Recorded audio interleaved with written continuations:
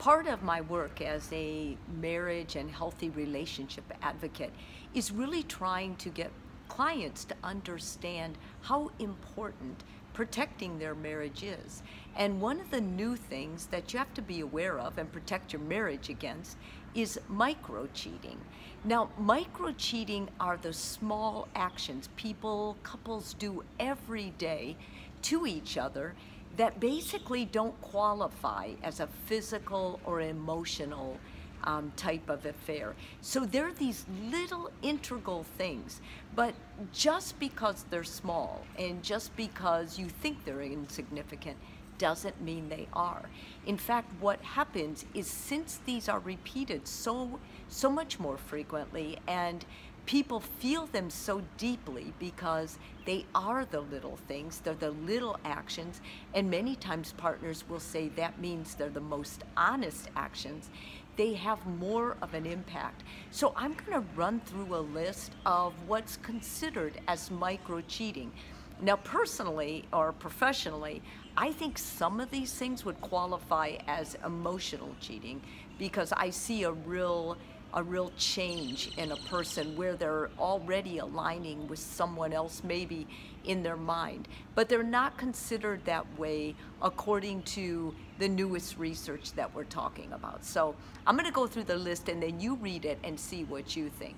The first one is you complain about your problems with your partner to someone else. In fact, you tell everybody else, your girlfriends, your guy friends, maybe even your parents, but you don't tell your partner. Or if you do, it's snarky and it's not explained. You're not making yourself vulnerable when you say how you feel about it. The second one is you flirt with others beside your partner. If people call you a big flirt, that's someone who is micro-cheating. And even if their partner says, oh, I don't mind, he's always been that way, or she's always been that way, believe me, it makes them feel less. When we have them do these tests or that we have available for how secure couples feel with each other, this is one of the things they mention. So it means it's important.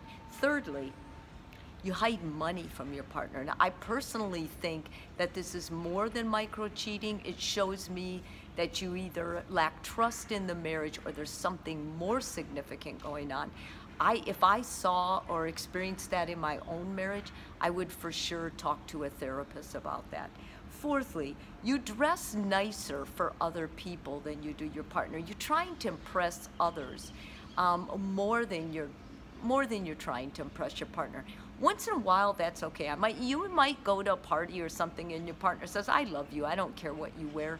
But when you significantly are choosing it, and you do it more when you're around certain people or certain couples, that says something. And I just would love it if couples would talk about it, open themselves up, because remember, you're a team, should be able to talk about everything together. Next, use a silent treatment or eye rolling when you're upset. These are thought of as contention. When you can't resolve and talk about how you're feeling, you need to use body language like getting up and withdrawing or stonewalling, or not talking to your partner because you're sulking. Those aren't healthy, and those are a form of isolating you from your partner. So it's called micro-cheating. And you talk down to your partner in front of other people.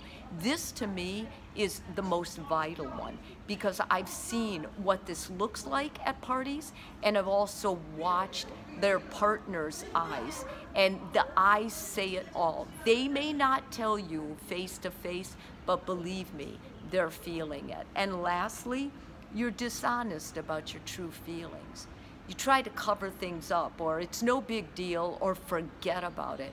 The minute your partner says that to you, they are basically saying, I don't trust you to help me take this apart.